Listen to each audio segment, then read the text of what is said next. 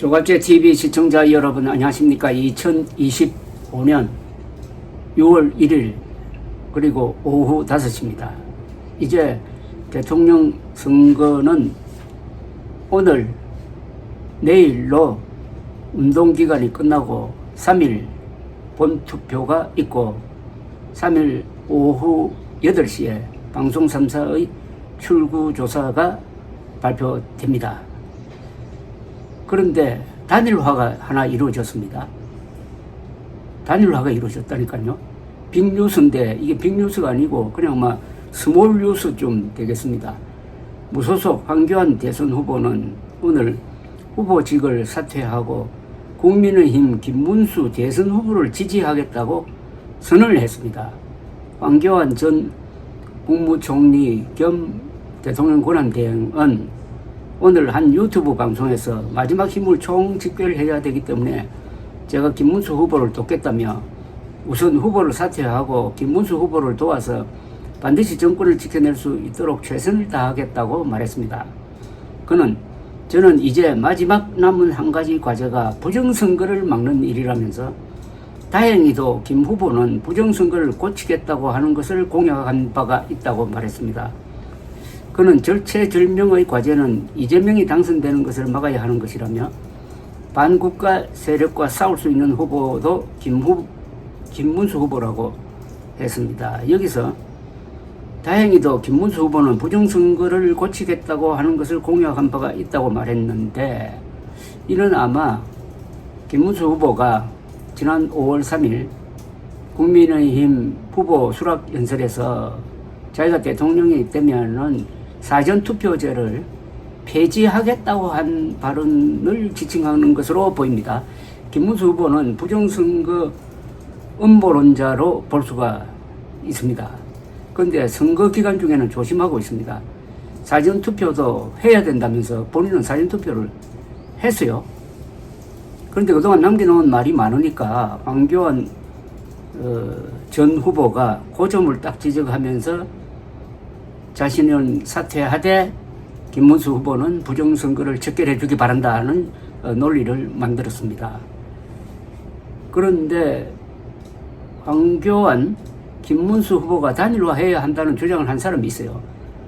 바로 이준석 후보입니다. 이준석 후보는 민주당이 단일화 압박을 계속하니까 그러면은 부정선거 음모론을 믿는 세 사람이 단일화하는 게 자연스럽지 않느냐라고 했습니다. 그 세 사람은 황교안, 김문수 또 한 사람이 이재명 민주당 후보입니다.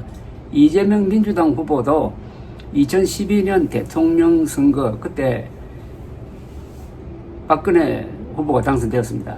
그게 개표 부정이라고 말한 기록을 남겼습니다. 여기에 대해서 당시 선관위가 반박 성명을 낸 자료를 찾아가지고 이준석 후보가 이재명 후보 역시 부정선거 음모론자다라고 몰았습니다. 그래서 이재명, 김문수, 황교안 세 사람이 단일화하는 게 자연스럽지 않느냐. 나는 부정선거 음모론과 가장 앞장서서 싸웠고 부정선거 음모론자들이 윤석열 대통령에게 접근하는 것을 차단하다가 윤석열의 눈에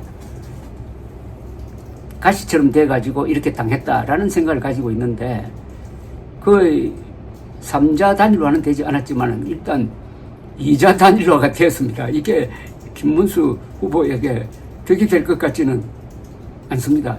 왜 그러면은 단일화를 했을까 하는 생각은 해보면은 단일화를 하지 않으면은 이제 투표일까지 단일화하지 않으면은 어차피 득표가 공개가 될 겁니다. 황교안 씨 득표가 어느 정도 될까요? 저는 10,000표가 되기도 어렵다고 봅니다. 그러면은 그 뒤에 국민들로부터 버림받은 그 기록이 남기 때문에 그게 두려워서 사퇴한 것이 아닐까 하는 그런 생각도 해봅니다만은 하나의 코미디입니다. 코미디도 이런 코미디가 없습니다. 2020년 4월 당시 미래통합당 대표로서 총선을 지휘했던 그는 참패한 다음에 1년 반 동안 집권을 하면서 부정선거 붙자도 이야기하지 않았습니다. 그러다가 2011년 대통령 후보 당내 경선이 있을 때 갑자기 부정선거 음모론을 들고 나왔습니다. 이게 무슨 계산일까요? 아니, 부정선거가 있었고 그것 때문에 미래통합당이 졌다고 하면은 선거 끝난 직후부터 가열찬 투쟁을 해야 되는 것 아닙니까? 그런데 1년 반 동안 가만히 있다가 느닷없이 나와가지고 가장 과격한 부정선거 음모론자로 변하고 말았습니다. 이번에는 황교안 후보와 또 전과 기록이 한 17건 되는 다른 후보와 텔레비전 토론을 했습니다. 1시간 토론을 했는데 그 토론장에 또 부정선거 음모론을 들고 나왔다가 그 전과 기록이 많은 후보로부터 아주 면박을 당하는 그런 모습도 보여주고 말았습니다. 이 진보 진영에서는 한국의 보수를 조롱할 때 두 사람을 예로 들지 않겠습니까? 대통령을 지낸 윤석열, 그가 관리한 작년 총선이 부정이었다면 그 책임자는 본인인데 그 사실도 무시하고 부정선거를 밝혀내겠다고 비상계엄령을 선포하고 군대를 보낸 그 윤석열과 대통령 권한대행까지 지낸 황교안 두 사람을 보라. 윤석열과 황교안을 보라. 저 두 사람을 추종하는 한국의 보수를 한번 보라. 이렇게 하면서 자기들의 어떤 분별력에서의 우월감, 자기들이 마치 도덕성이 우월한 것처럼 그렇게 선전하는데 도구로 이용되는 것 아닙니까?